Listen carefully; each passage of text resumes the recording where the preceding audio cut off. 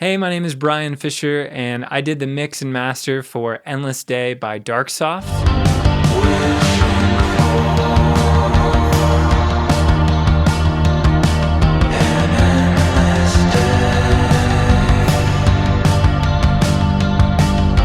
And this is a two-part series that's going to dive into how it was written, recorded, and ultimately mixed.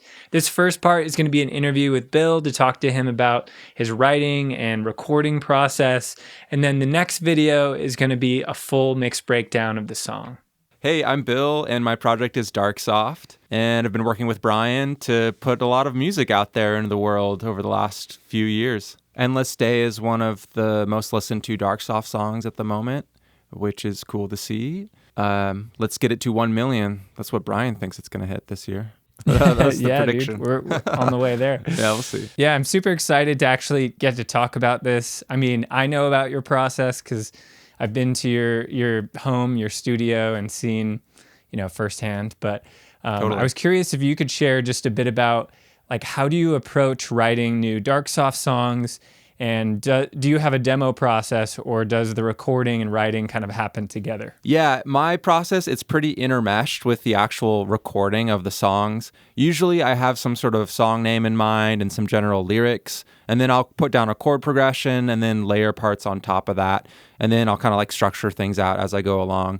So yeah, lately it's pretty, goes alongside the actual recording of the tunes. Sometimes I'll go back and re-record things, but I kind of approach recording as if like, oh, this is the final version that's going out there in the world. Yeah, so even if you're like first creating the song, like trying to nail the performance and get it pretty fine-tuned and make sure that every pass that you're doing could be a final. Yeah, exactly. And in order to get to that point, I do a lot of layering. So I'll record the exact same part like 4 times if I'm doing guitars, and I do a similar process with the voice. And in doing so, it really helps me nail down like what is the actual playing that I'm intended to be playing with this part, and just helps me like finish things. That's cool. So it's a part of your sound, obviously, to have things be very layered, but it sounds like it's also part of your process to make sure, like, do I have this part down and like defined, because I have to do it like 4 times in a row. Yeah. It does kind of.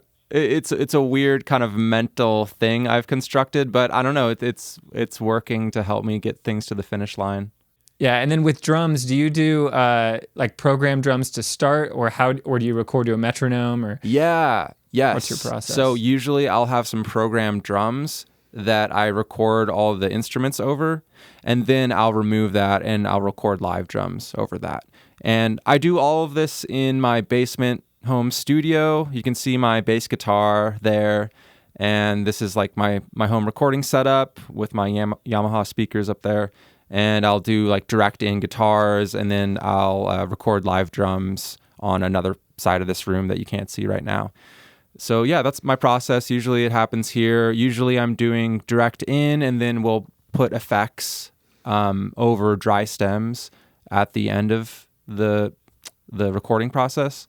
Sometimes I'll mic amps if I'm really looking for like a saturated sound, or sometimes I'll go direct in with a specific pedal if I'm looking for more of a pedal emulated sound. That's awesome. And do you remember specifically for the song Endless Day, I guess, what do you remember about writing that song or recording it?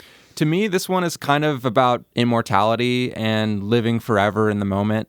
It's sort of like a spell to never fade, just to keep on basking in a single day.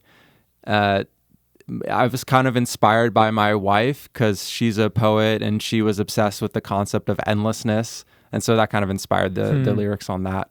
So thanks, Sandy. Yeah, that's awesome. It's great to have a significant other that can be an inspiration. Seriously, it helps. Yeah, she's one of my first listeners for a lot of these songs. And she doesn't hold back. She tells me when something sucks or when it's worth putting out there.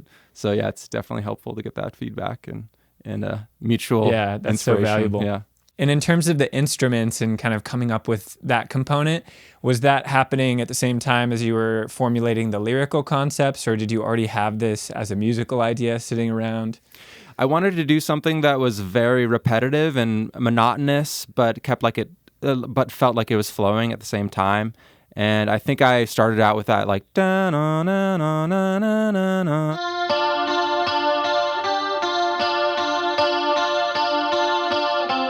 guitar line, and I knew I just wanted that to go throughout the song and maybe fade in and out a little bit in terms of volume. And then I just layered some parts over that. For that song, I recorded acoustic guitar for some of the lead lines, and I also recorded electric too. So it has this kind of electroacoustic blend.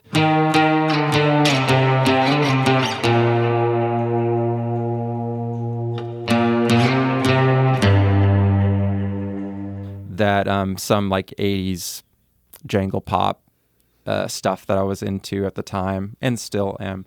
That's kind of like a style that, you know, Echo and the Bunnymen might do. Since you're recording drums last, is that ever a challenge, I guess, to lock things in and maintain a musical feel? No, it's okay. Everything that I've recorded previously in that process already fits the drums that are like locked into the grid. So it just means that things are a little bit more production ready, I think, at the end of the day. From what I hear from your drums too, they almost have like a drum machine-like quality. Yeah. In both like the simplicity of them and just the fact that in your genre, I think a lot of artists are using programmed drum loops or things like that. So it kind of makes sense with your aesthetic, honestly, to have things very static to the grid in a certain way. Absolutely. And honestly, I might get more listens if I was using electronic drums, since it seems like it is the standard. But I like having like a slight bit of human touch in there, so it can be played live when I get a band together.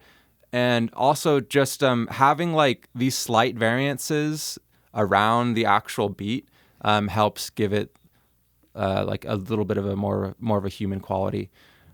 It kind of pains my ears sometimes if I'm listening to music that's super heavy with electronic drums, because it's so static. You know, every hit is identical. Mm-hmm. So with this approach, I can get like a similar consistency with every hit, but it's not like too overly robotic. Yeah, it makes a lot of sense. And especially as you were saying with this song, the concept was sort of this endless revolving guitar part that evolves but doesn't change necessarily in terms of the notes that are played. And I feel like the more human variation you can add to that while keeping the repetition, like, helps make it interesting. Because if you're not changing up what you're playing all the time, then you need some kind of variation to like maintain that that interest, I guess. Absolutely. I've experimented lately a lot with keeping one thing in the song the entire time and just bringing in elements and removing them, and then that's how you make like different sections in a song. Now, it's definitely, you know, an Endless Day. I think that's very masterfully done, because with the way things keep repeating, it doesn't get boring. It feels like it's going somewhere, and it's maintaining the mood, but it's still like there's a journey to it still, which is cool. I like that. Thank you. Yeah, for sure. Thanks for chatting. Yeah, thanks for all you do and all your great tips that you share with people, and for being such a great collaborator with this process. Thank you so much for watching. This was really fun, and I'm excited to do the next video breaking down the mix, so stay tuned for that.